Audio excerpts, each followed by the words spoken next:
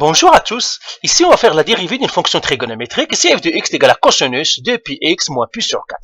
Ici je vous ai fait un petit rappel, la dérivée de la fonction cosinus c'est moins sinus, et la dérivée de sinus c'est cosinus, il n'y a pas de moins. Et puis nous avons le p de masse des dérivés qu'on doit faire le somme des pour les dérivés. Alors bien sûr, ici je regarde cette fonction-là, ce n'est pas une fonction de base, parce que je vois qu'il y a cosinus de pi x, etc., c'est pas x. Là je dois suivre bien sûr le p de masse des dérivés. Est-ce que j'ai une addition-soustraction? Ben non. Pourquoi le moins ici est entre la parenthèse, donc il ne compte pas? Je n'ai pas de division-multiplication, donc j'ai une dérivée en chaîne.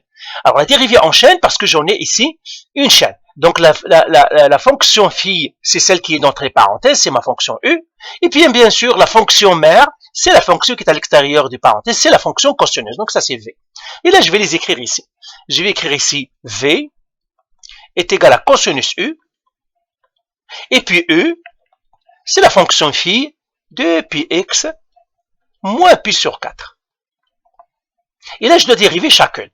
Eh bien, celle-là, c'est facile. Cosinus u, on a dit la dérivée, c'est moins sinus.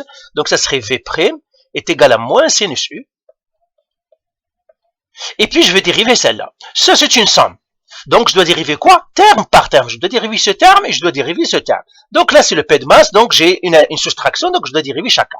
Alors, 2px, alors la dérivée de 2px, comme ça, c'est quoi? On fait 2pi, c'est un coefficient, pi c'est un nombre. Attention, pi n'est pas un variable, c'est un nombre. Donc je peux les sortir, ça me donnerait 2pi, la dérivée de x, et la dérivée de x c'est 1, donc ça me donnerait 2pi.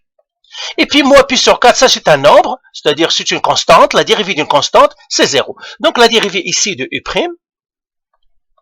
elle est égale à 2pi.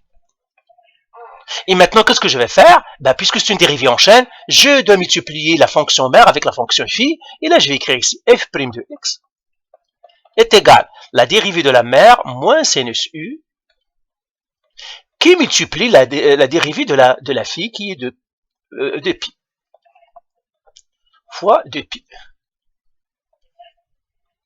Alors 2pi est un nombre, je fais un peu le ménage, je vais le ramener au début ici. Ça me donnera maintenant moins 2pi sinus u. Mais le u c'est qui? C'est la fonction phi. Et la fonction phi c'est 2pi x moins pi sur 4. Donc je l'écris comme ça. Moins 2pi sinus 2pi x moins pi sur 4. Ben voilà, j'ai dérivé la fonction trigonométrique f de x. Ben voilà, j'ai ça ma réponse. Allez, bye.